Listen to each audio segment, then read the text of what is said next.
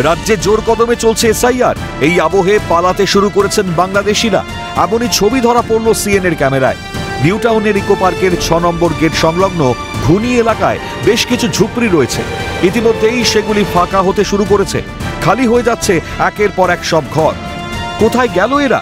স্থানীয়রা জানাচ্ছেন, এসআইআর ঘোষণার পর রাতারাতি সব বস্তি ছাড়া এদেশের পাট চুকিয়ে ফিরে গিয়েছেন বাংলাদেশে।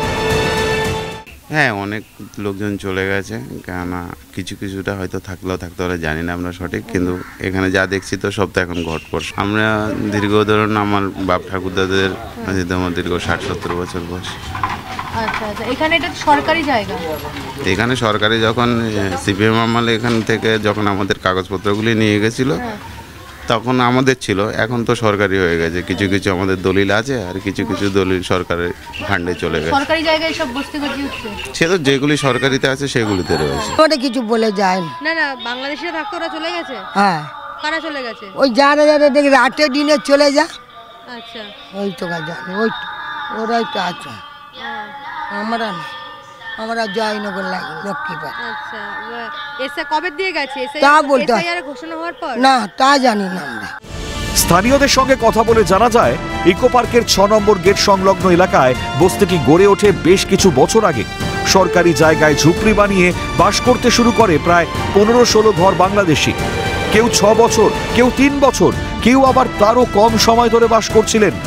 এসআইআর ঘোষণা হতেই জিনিসপত্র সব বিক্রি করে দিয়ে পালিয়েছে। আবার কেউ গৃহস্থলীর সব জিনিসপত্র ফেলেই পালিয়েছে বাংলাদেশে। এই 15-16 ঘর থাকতো। তারা কোথায়? সব বাংলাদেশে পালিয়ে গেছে। কখন পালিয়েছে? আজ কেউ হয়তো মাস দেড়ে গেছে, কেউ হয়তো 20-22 দিন গেছে। আচ্ছা। আর কেউ হয়তো তোমার কি হলে মাস 3 আগে চলে গেছে। আচ্ছা, তারা কতদিন ধরে থাকছিল বাংলাদেশ থেকে এসে?